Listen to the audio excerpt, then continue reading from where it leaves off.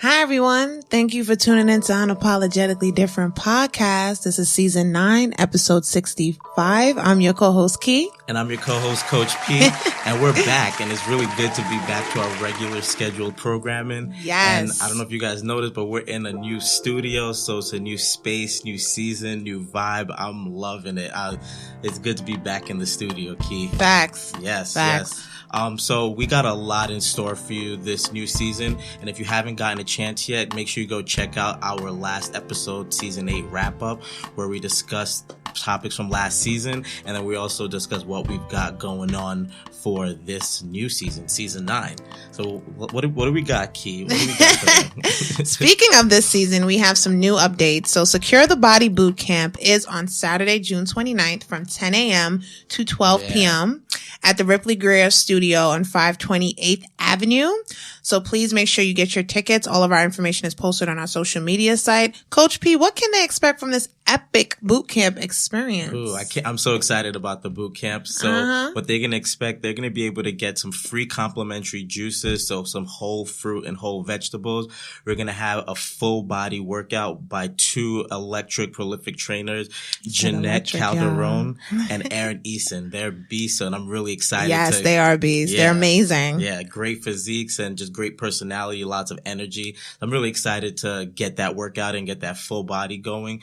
And then in addition to that, you guys get an opportunity to hang out with me and Key, get to meet us, and then also getting to meet the trainers as well. And if that's something you want to do in terms of cultivating a new relationship with them, that's perfect. And that's what we're all about. Just networking, connection, vibe, and getting you right for the summertime. Facts. Other updates that we have coming up is our website is dropping this week. We're so happy. Yes. So head over to unapologeticallydifferent.com, y'all, for the updates, episode catalog, and much more. Our social media pages will be changing as well, particularly our IG page. So make sure you head over to that to see some new updates on our page. And we're so excited, looking forward to this season and other stuff that we have to unlock and load. Are we going to mention anything else, Coach P? You know what? I think we could hold off a little bit. we got to do so it little by little. Like, listen, like Kels Barnett said, if you haven't heard that interview, definitely go check it out. Facts. You definitely want to move in silence, and not too many coming soon. So the boot camp, we mentioned the art show from the wrap up episode. We didn't drop the date though. But exactly. So we know coming soon. You're so petty, Wop. You got to stay tuned. Louise. Check out the website, check out the social media, and that information will be coming out soon. Heard you. Now let's get into it. Awesome. So in political news, Joe Biden refused to apologize for comments he made on segregationists, or also known as white supremacists. And sadly, he made these comments on the day before Juneteenth. And just a quick history lesson for those who don't know Juneteenth, it's a holiday that celebrates the day slavery was actually officially ended in the United States. And stay woke. And it ended on June 19th in Texas. So the fact that he made those comments the day before was a little disheartening. And it's the day before your birthday, too. Drop exactly, that. Yeah. I was Priorities. trying to be modest. But I was trying to be modest. You, Gemini, modest? Like, really? You know, I tried. Oh, my. I didn't think that was possible. Yeah, June 19th, my birthday. Just turned Happy 30. belated. Feeling good. 30's a new 20 years. I see you. But during a fundraiser, Biden recalled working with old Democrats, Senator James Eastland. Sorry, you ain't gotta apologize, honey. That's politically correct. It was back in the day. Elder, you gotta respect. Dried up fruit. Heard you. He said dried up fruit. We back. We lit. Facts. So Mississippi Senator James Eastland and Georgia Senator Herman Talmadge, and he recalls working fondly through legislative civility back in the 1970s and 1980s. And he went ahead and said, well, guess what? At least there was some civility. We got things done. We didn't agree on much of anything, but we got things done. We got it finished, but today you look at the other side and you're the enemy, not the opposition, the enemy. You don't talk to each other anymore. So he faced a lot of heavy criticism from his Democratic colleague and was told to issue an apology. and his response was basically, he pulled the Kanye. For what? Apologize for what?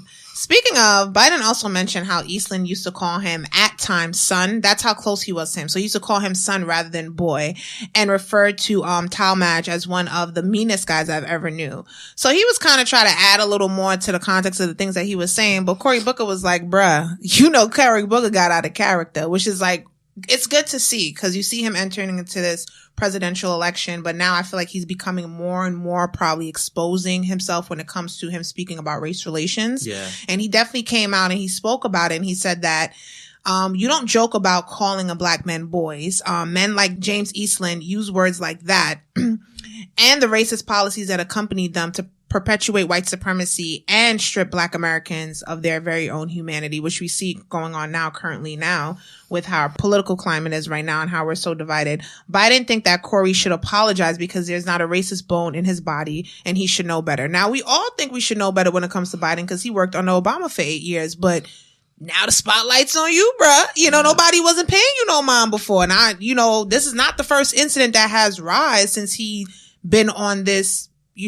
hill entering into the presidential bid. So this is like one of a couple of encounters where it's like, looking at you a little side eye, bro.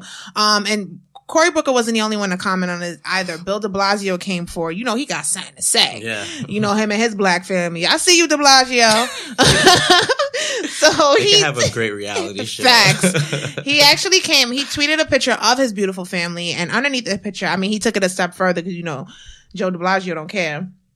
So he tweeted a picture and he basically said, longing of the days, a civility, typified by James Eastland. Eastland taught my multiracial family should be illegal and that they were entitled to the pursuit of dead niggers. Yes, yeah. He actually tweeted that, into quotes. He also did state it's past time for apology or evolution from Joe Biden. He repeatedly demonstrates that he is out of step with the values of the modern Democratic Party. Kamala Harris, powerful. That's deep. Yeah. Kamala Harris also spoke out about it and said, if those men had their way, I wouldn't be in the United States Senate and on the elevator right now. She was disheartened by the comments that was made by Joe Biden pertaining to him having close ties with these guys. So she definitely spoke out about it. I think it's interesting to see other Democrats come forward and challenge him around this. At the end of the day, it's like 300 of them in this election. So they're going to target each other at certain points. Definitely. To kind of weed each other out. So it's not a surprise that they're ganging up on Joe Biden. In my opinion, I think it's great to see Cory Biden come to light to speak about racism because I feel like he doesn't really talk about it as much, unless I'm bugging out. Kamala Harris to see her point of view on it as well. My thing is, do you think Joe Biden's comments and response will hurt his campaign? I definitely think it's going to hurt his campaign. He's one of the people that I liked early on, but lately he's just been having strings of issues in terms of his inappropriate touching, and now the comment of fondly remembering working with the segregationists and how they got things done. And also too, he didn't really support Anita Hill during the time when she came out about Clarence Thomas, and that was another factor too, because now with the Me Too movement and stuff like that, so yeah, that string is pretty long, bruh. But one thing I would say though, I do agree with him on the fact about being able to come together on the other side and working with your opposition, because at the end of the day, if we want to, in my opinion, if we want to deal with racism, social injustice issues, it's going to take everybody coming together, and you're going to have to find ways to find common ground. And I think that's very important. So he made a point that I can resonate with, but I think with his history and things that are happening, it's not looking good for him right now. And there's also, it's not even, the race hasn't even started. There's always that October presidential scandal where information comes out, and he's nowhere near that, and it's not looking good right now. So, but my thing is to you, it's like,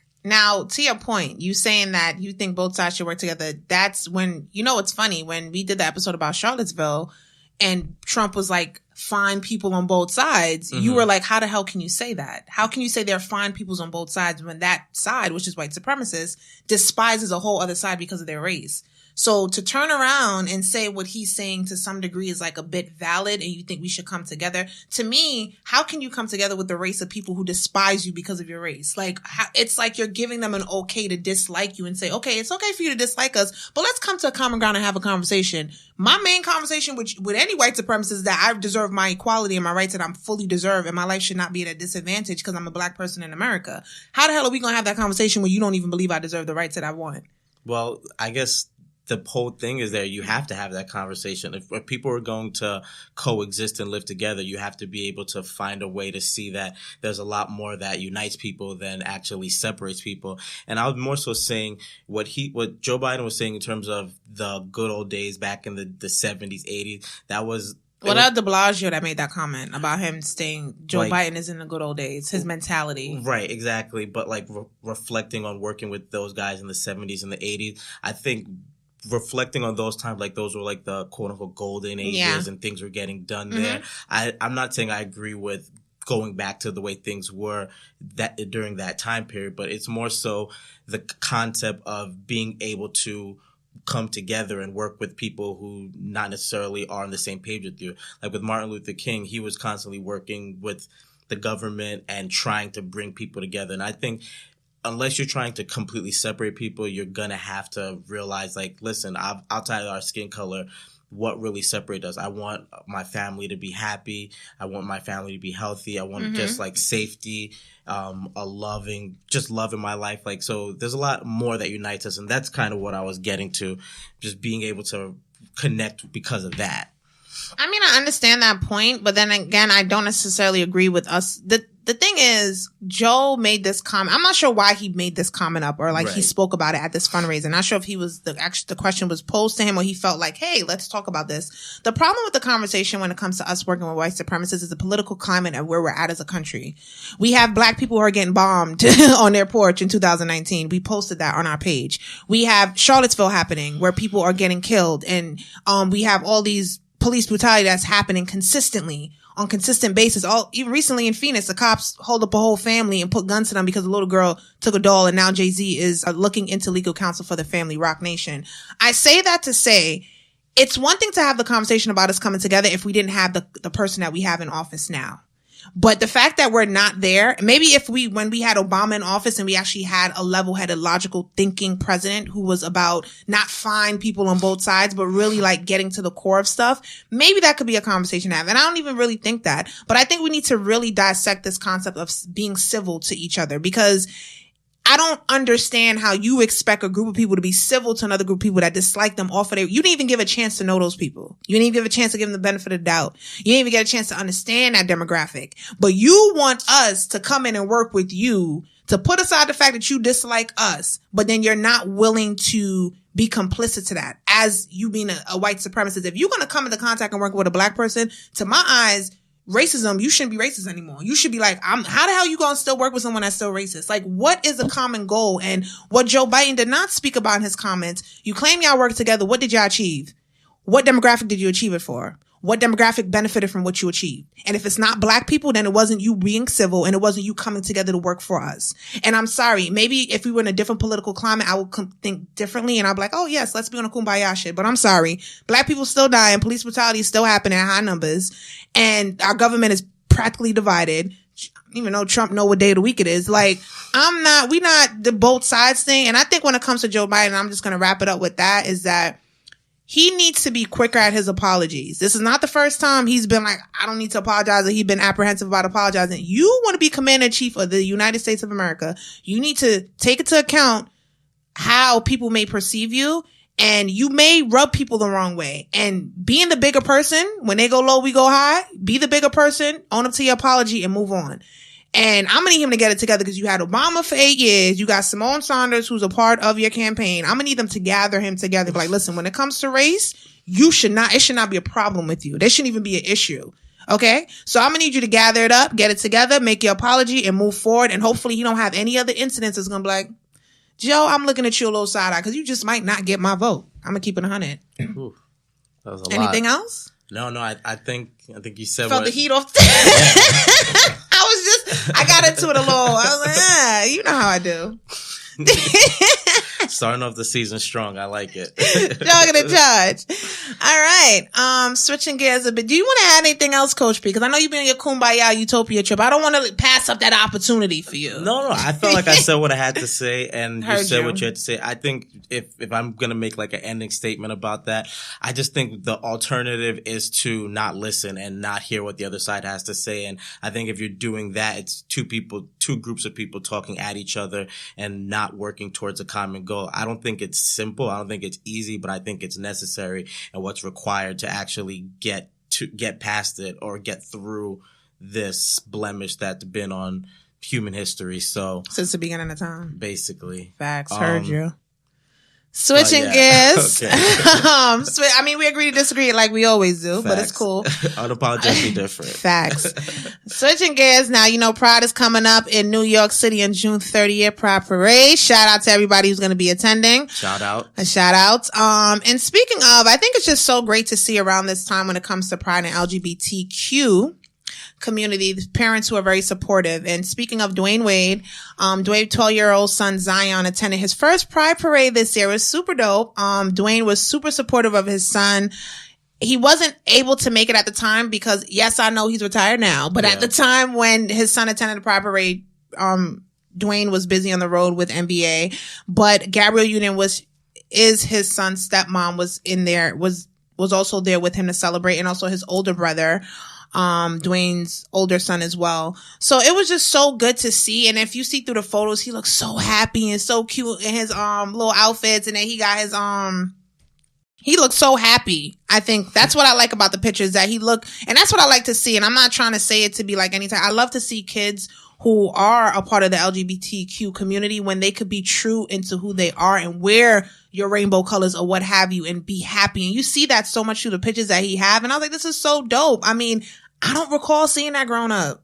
A little boy attending a Pride Parade. I didn't even have Pride Parade back then, and being so happy to be in his element, in his moment. So commend Dwayne Wade for that, and also to speaking out to the haters who, of course, had some homophobic things to say about his son, which is very problematic. But, we're going to have the haters out there. But Dwayne Wade, he took it up and he handled it accordingly. Like Michelle Obama said, when they go low, we go high. And in an interview, he talked about, I don't really talk about it as much because it's Zion's story to tell. I think as a family, we should support each other, which is very true. No matter what your sexuality is or whatever your case may be, support each other. That's a really big thing. That's our job. And my job as a father is to facilitate their lives and to support them and be behind them in whatever they want to do. So shout out to Dwayne Wade on that. I was so proud. And just to see that and the fact that he's being supportive of his son, I really respect it.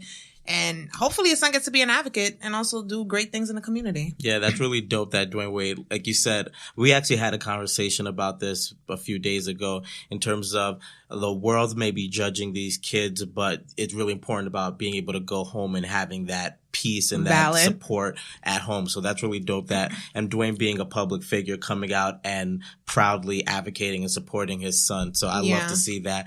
And also we got to see that out of Marlon Wayans. His daughter, Amani Wayans, actually posted a picture online with her wearing rainbow colored shoes, and Marlon looking so cute. I was like, go ahead with y'all little selves, little style. So Marlon was super supportive of his daughter and who she wants to be. And he said, of course, to the negative comments, he responded back, "I don't judge, I just love." And I really like that statement a lot. Love it. Because, and I think just to kind of go back. Here we go. To what we were saying before. Shit. Here we go. You can't judge someone because he said more than that though. Huh? Okay? I just want to let you know. He said more than that. But continue with your little kumbaya. Go ahead, I think that sums up the essence of his point. Like, if someone's trying to give you negativity, hate, like bad energy, and all you're giving back to them is love and positive energy, like you can't beat that. Responding with that comment is different from him saying, "Oh, let's meet and grab coffee and let's work together and be civil." Gotcha. So let's not play that game, Coach P. It's about coming from love. When you come from love, it basically limits the options that you have. You're not going to be coming out with tiki torches if you're coming from love and coming out with shields, a la Charlottesville. But like you said, so what place are you going to come from if your child is a part of the LGBTQ community? To be honest, if my child was part of the LGBTQ community, I would, like you said, give him love or her love and support for for who she I is. hope you ain't saying it for clout because we on air. I want you to keep it 100 because I will be holding you accountable on this recording this time. That's what you said. Continue, Coach P. But, but seriously though, like at the end of the day, he hates me. What are you talking about? Go ahead. At the end of the day, I'm very big. I'm like putting you on a spot. With my parents, they were super supportive of everything that we did. Like always spent time with us, very loving, and that's the kind of parent that I'm gonna be. I'm gonna make sure I'm spending time with my kids. I'm gonna be supportive of whatever they're trying to do, whatever they're up to in life, and whoever they are. Because I definitely understand when you can't be yourself, whether it's at work, with your friends or your family, you have like that internal like divide that can tear you apart. And as a child, they may not be able to process that. So me being supportive, kind of like what Dwayne, Wade, and Marlon said, as a parent, that's my job, and I have to support my child in whatever they do. And also special shout out to Magic Johnson. He's very supportive of his son as well, who is a part of LGBTQ community, and he wear woman clothing, and he is so beautiful. First of all, I love his leg game. Them thighs, honey. But it's not even that. He's very true to who he is. He always has been, and Magic Johnson has been very supportive for him. And I just like to see that within our community because this is a polarizing topic. LGBTQ within the Black community is polarizing across the board, whether you want to believe it or not. Some families are more open than others. Some people are able to have the conversation. I think now we're in kind of we're a place where we can talk about it. Yeah. But being accepting is another thing. You know, everybody, and then I like that. One thing I will say, coming around with it being Pride Month, I love walking around New York City and seeing all of these advertisements for Pride and the rainbow color. I think it's beautiful because I've never seen that in ever. Like everywhere I go, it's like in your face. I like it. I do believe to some degree it is propaganda. People are capitalizing off of it. But for me, I always think about those people who are part of the LGBTQ community, whether it is propaganda, whether it's not, to just feel to be visible, to see that you have supporters, whether they're doing it for clout, you still got supporters, you know? And I'm not saying that they're not going through things and they're not experiencing things despite all of these advertisements, but I mean, it'd be nice walking down the block, see Black Lives Matter everywhere. I'm like, oh shit, we lit. Like, you know, we said it one time. Come on, you're taking things a I'm little taking too far. Take a little too far, you know? So it's only 2019. Gotta wait for like 2080 for that one, if that. Oh. So no, but to kind of to that, and it's good to see it, but just to speaking to that point, being accepting and loving and supportive is a really big deal. And I just love to see these Black men just be supportive of their Black sons and daughters in that right, and making them explore who they are and just give them support at home, because outside in the world, they're going to judge them. They're going to critique them. We did post, about a couple weeks back about a young man who was 15 years old in high school. He was proud as to who he is, and he did not hide it from anyone, but unfortunately he did commit suicide, and he was only 15. He was a little cutie too, nice smile and everything, and it was like he could have made a difference in the world. He probably could have been an advocate. He probably could have been a light for somebody else, and it's unfortunate that his light was dim and he committed suicide because of the world not being receptive and supportive. And his family was supportive of him. So that's the crazy part. So just being mindful of that around this time. It's Pride Month. Shout out to all the people out there. And if you're going to the Pride Parade in NYC, be safe, have fun, and turn up and twerk. Yeah. Yo. Hey, yo. So switching gears, during our break, me and Key really took some time to really look at our brand, look at our show, and kind of just do some introspective looking and see what really mattered to us. Introspective. You like that? Sounded smart and shit. Yes. I try. So from that soul searching. A lot of soul searching. Facts. Literally. You have no idea. From through the soul searching, I was able to narrow down the Coach P segment into 3 words that really embodied what I care about and what I really want to discuss on the show. And that is health, well-being, and mindset. And I recognize how important these 3 topics are to just your overall well-being and how your life will turn out. So just once really getting present to all of that, it was like synchronicity, because I love those topics. I love talking about them. And then by talking about those and sharing those, I'm helping people with their lives. So that's something we discovered. And you're very big on helping people. Yeah. Yes. It's a problem solver. You know me, I'm a saint, right? That's right.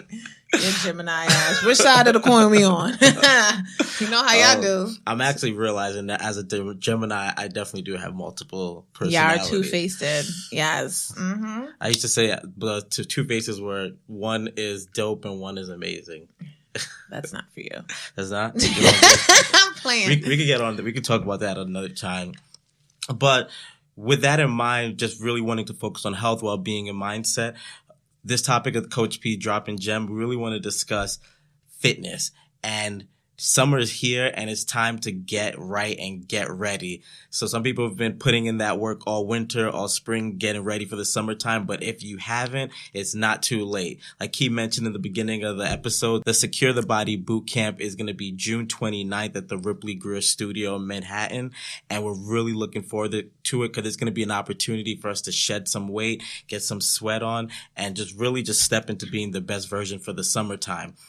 And I want to talk about a special type of working out called HIIT cardio. And HIIT stands for high intensity interval training. So what that means is you're doing an intense workout for a short period of time, then you're taking a break. And during that break, you can choose to be a little active, but the level is going to be very low. And then once you take that recovery period, you go back into the intense. And that's where the interval training comes, because you're high for about 30 seconds and then low, high, low. And that's why it's high interval intensity training. And that's adorable. He getting all happy and shit. And what's really dope about this? Coco Chanel, and if you haven't seen that episode her body yet, is bad. Yes, we shout out to Coco her, Chanel. It was a dope episode. If you haven't, go back and check that out. Yes. But she's very big on HIIT workouts, and that's actually something she's doing in one of her programs right now, the Drip community, and they're big on those HIIT workouts because they're amazing. You can sweat, you can gain some muscle from it, and then you can also, it's really good for your cardio. Yeah. So I just want to go into some of the benefits of HIIT workouts, and then to just give you guys some examples of how you can apply some HIIT workouts to your routine. So the first and most important thing that I love about it is that it's cardio and strength training, but it's super convenient. For those people like Key and myself who are super busy, all you need is about 20 minutes a day when it comes to doing a HIIT workout. And if you do 20 minutes a day for 3 times a week, you're going to see great results. And the thing with HIIT, it burns lots of calories in that shortened period of time. And that's why people are really starting to get big on it, because time is like such a commodity nowadays. And people are very like, oh, I can't go to the gym for an hour, but you can't make it to the gym for an hour. You can't roll out of your bed and do a HIIT workout in 20 minutes. Like, true. With no equipment required. So I'm going to go in at the end. I'm going to give you guys an example of some workouts you could do, but just want to list some more of those benefits. So with that HIIT, because you're going from the stopping and the starting, your heart rate is going to be pumping. Like, you're going to be sweating like if you were running and doing like an hour workout because of that stopping and starting. And it's crazy. Doing something else. Huh? Exactly. But yeah, it gets you warmed up for that other cardio exercise.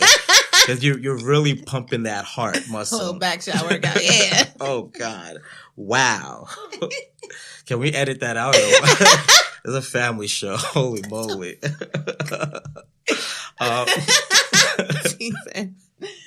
Okay. And bringing it back. So also with HIIT workouts, it's known to increase your metabolic rate for hours after you exercise. Big word. So what that means is your metabolism. Some people, like Key, have amazing metabolism. Yes, I do. She just burns calorie like it's nothing. And I do, yes. But also too, I don't want him to get on that because people gonna be thinking, oh, she real fit and cute. I know, but listen.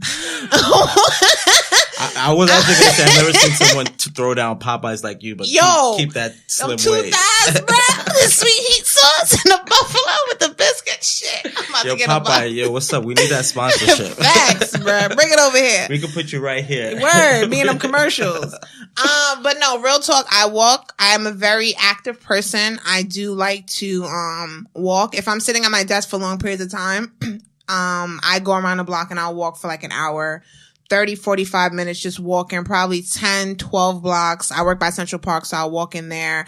I don't like to be sitting down for long periods of time. Even when I'm recently now, being that I'm on a train and I've been doing the water challenge, after the water challenge been over, I'm still on it. Ooh. Finessing the skin, darling. I see you. You see. You glowing, you see. All right. It's not the lighting. It's just the skin. All right. But I've been doing that. I've been drinking 2 bottles of water in the morning. So I stand on the train in the morning so I don't have to go to the bathroom as frequently. It's kind of crazy. But just kind of letting you know how active I am and to bring it back. I do walk a lot. And also, too, I love running. I had to stop running because I realized I was losing a lot more weight because I run a lot. I can run two to 3 times a week. And I'll do 3 miles run minimum. 3 miles. And I'll do the running before I start my workout at the gym. Like, it's mandatory. And I had to peel back from that because I was losing a lot. And I did a lot of cardio, to your point. But just I wanted to say to Pierre's point, I don't wake up like this. I mean, it depends on the day. But I really do put in the work. You know, and then I'm going to actually get back into kickboxing and boxing. I love working out. I enjoy working out. And when I start to see my body fatigue or I'm less motivated, I know it's time to go back to work out. So, and I don't have a trainer. I don't go to the gym with a partner. No shade, no tea to anybody. It's just that I motivate myself when I go to the gym and the people I see. It's enough motivation. And if I'm stressed out, that's a motivation for me to go work out. Figure out what your motivation is. If you need somebody, do it. If not, but consistency is a big deal when it comes to working out, and working out is a part of your lifestyle. It's not something you just pick up and do today, and then the rest of the week it's a dub, unless you know you're going to get back on it the following week. So I just wanted to make that point, okay? Yeah, great. And thank you for sharing that because you look amazing. Thank you. I do what I can. Yes. You're welcome, darling. Getting the summer body right. Facts.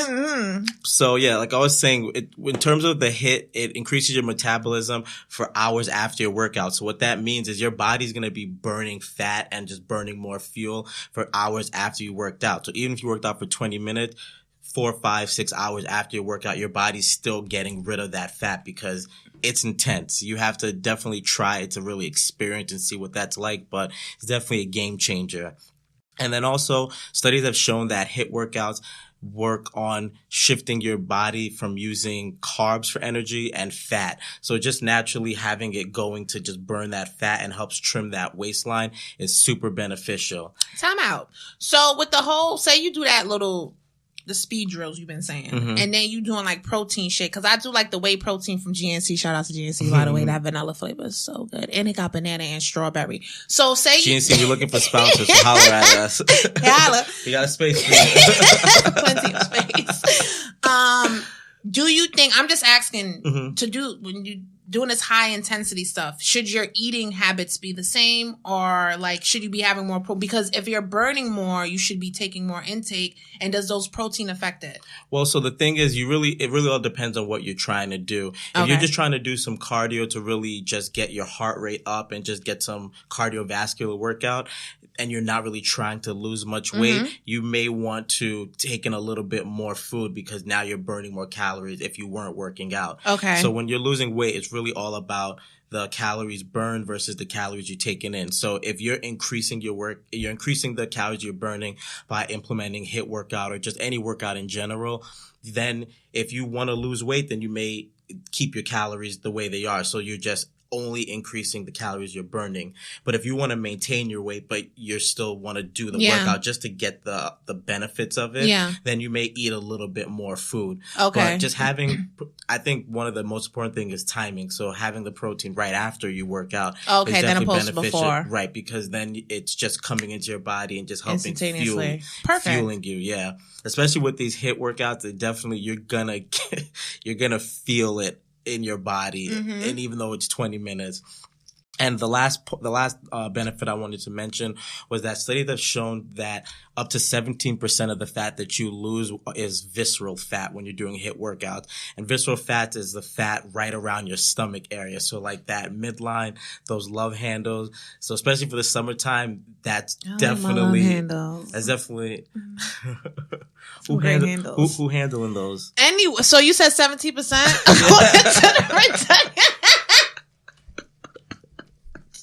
That's next episode, bro. We came into my life. I like that for a title, Love Handles, for the next episode. We got to check with the producer, a.k.a. Key. Nah. But yeah, that reduction in visceral fat or the fat around your belly is very important because that fat is actually one of the worst types of fat for you. The fat that's covering those internal organs. So being able to reduce that, you keep you nice, tight, looking good for the summertime. You shaking and twerking in your seat. Yeah, I'm about to go on vacation. We got the boot camp coming up this weekend, so we're gonna be going intense. We're gonna be getting that sweat on, and I'm excited. He's gonna be living his best life for 2 weeks. I'm so tight, but I'm not saying nothing. I'm gonna be a team sport player, hater from the sidelines, watching his IG page. I definitely will be sharing some photos and make sure I keep that workout going. And it's like said that this HIIT will be perfect on the trip. 20 minutes right after I wake up, 20 minutes before I go out, just keeping me leveled and feeling good, endorphins, all that good stuff. Okay. So to end it off, guys, I'm going to just give you examples of some HIIT workouts that you could do. The first one is a leg workout. So you're going to do 10 squats in a row. Then you're going to do 10 lunges on each leg, so 20 in total. Then you do 20 jump lunges. Oh, these look like booty workouts. Is that gonna work? It's gonna be very good for your legs. And then you end it off with 10 squats. But I'm not just talking about like what legs. We talking about the upper legs to the butt part area. Well, it's gonna be your hamstrings, your thighs, your calves are gonna be activated, but your glutes. Yes, but so definitely. So again, it's squats, lunges, jump lunges, and then jump squat. And you do 10 of each of them, and then you take a 60-second rest, and you're going to give yourself 3 to 5 sets. You do that, when I tell you your legs are going to be on fire, but you're knocking this workout in like 20 minutes. All right. Another one would be doing 10 squats, then 10 push-ups, and then 10 jumping jacks, back to back to back, and then you give yourself 60-second rest, and then do 3 to 5 sets of that as well. Okay. The last two I want to mention is if you're on a stationary bike, you're going to pedal as hard as you can for 30 seconds, and then you're going to dramatically reduce the pedaling down for about 2 minutes to 4 minutes, and then you're going to keep repeating this pattern for 15 to 30 minutes. So 30 seconds sprinting, and then 2 to 4 minutes of at a low race. And then you're going to do that for 15 to 30 minutes. And you're going to get a super cardio burn from that. And then lastly, if you're jogging and you're on the treadmill, you can do 15-second sprints followed by a 1 to 2 minute jog. So, and that's where the interval is. The 15 seconds, you're going super hard, burning yourself out. You're giving yourself a minute or two at a very low level to let your body recover a little bit. And then you shock it by going back up to the top. And you do that for 10 to 20 minutes, and you're going to get a super cardio burn. And that's what I love about the HIIT, because not only you're working your cardio, you're getting that cardiovascular work for your heart, but you can do the push-ups, the squat, the lunges, so you're getting that strength training as well, building that muscle. Yeah. Getting you nice and toned for your trips that you got coming up. You're trying to act like I'm the only one who's traveling. Like, come on, stop. No coming soon, bruh. No coming soon. She's like, watch the IG story. Watch the IG story. So yeah. That's basically all I want to talk to you guys today on Coach P Dropping Gem. Summertime's here. I want to make sure we're just making the most use of our time and just being efficient. So HIIT workout is definitely something you can look into trying and implementing into your workout strategy. And just the last note I want to say with that, as with any new workout that you're going to do, always just take your time, ease yourself getting into it. So that way you're always going to reduce your chance of injury, because HIIT can be intense. So just ease yourself into it, and you'll definitely see the results as long as you're staying consistent. Ooh, thank you, Coach P, for dropping them gems, y'all. Y'all better get into it. Definitely check it out. And I would say look into getting on that, especially summer bodies in full effect. You want to look right and tight, and follow Coach P. He's going to be updating us very frequently about his workout regimen. He's actually going to be getting back to working out consistently. Facts. I fell off for a little bit, but I got to get back on it. Kind of like what you said. Sometimes it's like that roller coaster. You go up and down. But right now, yeah, but you was down there for a while. So here we back. I was face down in the dirt. That's what it was. So we back. I'm back. And he's going to be on it. And then, of course, we got our boot camp coming up June 29th, guys. 10 a.m. to 12 p.m. Yes. 528th Avenue in Manhattan. Y'all better pull up and get y'all tickets. But try to come out, get right and tight. And even if you're first time coming out to do a boot camp, so what? Just come out, meet us, network, engage. Get some unlimited juicing, by the way, and also one-on-one with the trainer. So keeping that in mind. Now we're about to segue into keystea. Y'all know I like to get into it and get a little spice. Let's get it. All right. Spicy, you heard?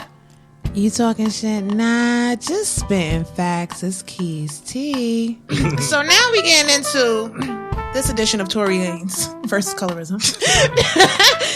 So, recently, Tory Lanez went on a little rant on social media, and what had happened was he was on a set of Nafi Small's Good Love video, and apparently he saw a black model who was being removed out of a scene or part to bring in a light-skinned model. So he went on Instagram and spoke about this issue, which is pretty valid. He said, this is an ongoing problem in our community of entertainment that needs to stop. As a black man, sometimes I'm going to joke about the black community just like we all do. Facts. But what I'm not going to do is going to allow for any of these directors to devalue our black woman. Oh, I like that part. Very strong. And he put it in caps too, so it was official. Countless times I've seen directors swipe out women of color for a woman of lighter complexion or a woman with straighter hair, etc. It is our responsibility as artists to stand up and not let this happen. It's been time to embrace our women of color. # Black is beautiful. Okay. Now, it was okay, right? Very nice. Nicely done. But then what happened with that is that after he posted that, the two models that were a part of this scenario that he spoke about said that it was a complete lie. He's bullshitting. Damn. He doing it for clout. They couldn't even let him have a little 5 minute of fame. Like, as soon as he dropped the comment, they was like, listen. Then the directors came out and was like, They was like, the directors claim that what he stated is false, and they work with a lot of Afrobeats artists, so they're very big on having dark-skinned women in a lot of the stuff that they do. So they were bothered by why Tory Lanez said what he said. I'm not sure if he did it for clout. You know what I'm saying? Like, we really don't know, because he did say in his comment, far too many times I see this. Maybe that incident reminded him of a previous incident. He overreacted. We don't know.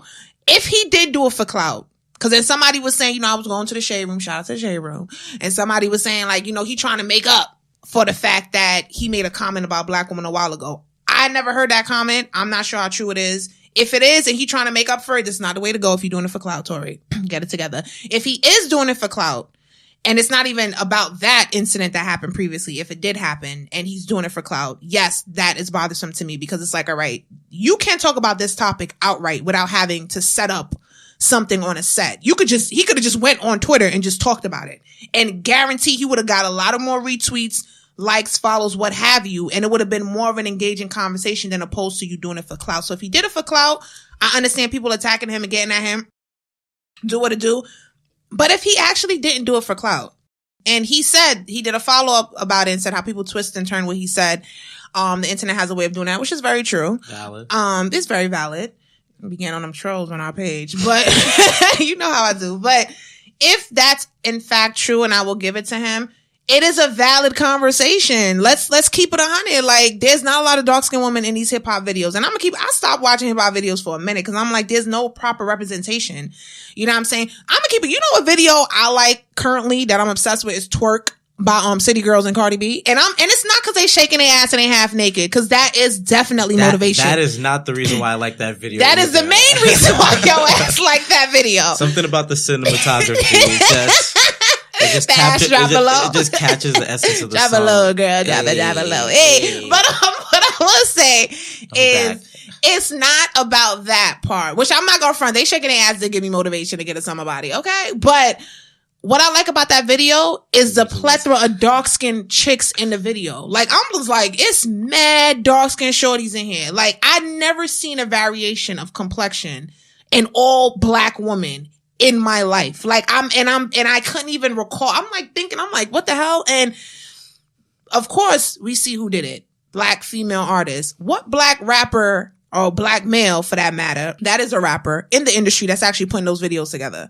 Oftentimes they do these music videos. It's that one dark-skinned girl that she bad. Like, it can't be no mediocre dark-skinned. She got to be badder than bad. Like, dark skin with blue eyes type shit. Like, you rarely find them and it's really her eyes. Like, she has to be wild bad. But then you have these other light skinned girls in the video and some of them look mediocre as fuck. Look basic as fuck. They got low lip work. Ooh. Go to the hood. There's plenty of black chicks with lips. You ain't got to get no lip work. Like, you know what I'm saying? So, I'm going to keep it 100. Like, I stopped watching some hip hop videos because I'm like, there's no proper representation of my kind in these videos. So, his point, if he is making that point, it's not about clout. We need to talk about it. And I want to see more black artists, black male artists who are rappers in the industry talking about it as well. It shouldn't just be him. More of them need to come to the forefront and really speak about these things. And I'm just ending on that with keystea.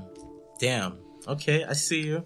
And I honestly really like that you brought that point out because that's something I've noticed as well too. And I think, and just to briefly mention this, I felt like through just conditioning and mainstream media, I would naturally just see darker skin complexions and be less attracted to it. And even to the extent where I would be nervous not even nervous. I didn't like looking at myself in the mirror because I was dark and I would hear comments about that. So once I actually realized that, examined that and got really present to it, then I realized, oh, I'm definitely in the sunken place with this. So I love that they actually did represent dark-skinned women in the video, and I think he made a good point with what he said, but if he did it for clout, it's null and void. not necessarily, because you said it opens up a good conversation. Yeah, but you just look stupid. No, valid. And that's keystea. Once again, thank you for tuning in. Make sure you purchase our ringtone. Tunes store for Android users. It's unfortunate. And iTunes store for the Apple users. You know you like that silky smooth sound in the background. You know you want to get that ringtone, so purchase it. Please. Please follow us on IG and Twitter at unapologeticd_. And you can make donations to our Patreon account by searching Unapologetically Different. I know it's a mouthful, but you got it. All of the episodes are posted on iTunes. Make sure you rate and review, guys. Yes. When you go in there, rate and review. You can write a comment too, but we really want you to rate and review. We're pushing a lot of you guys to do iTunes. We are also on Spotify, SoundCloud, Google Play, and Stitcher by searching Unapologetically Different. Stay tuned for our next episode. Bye.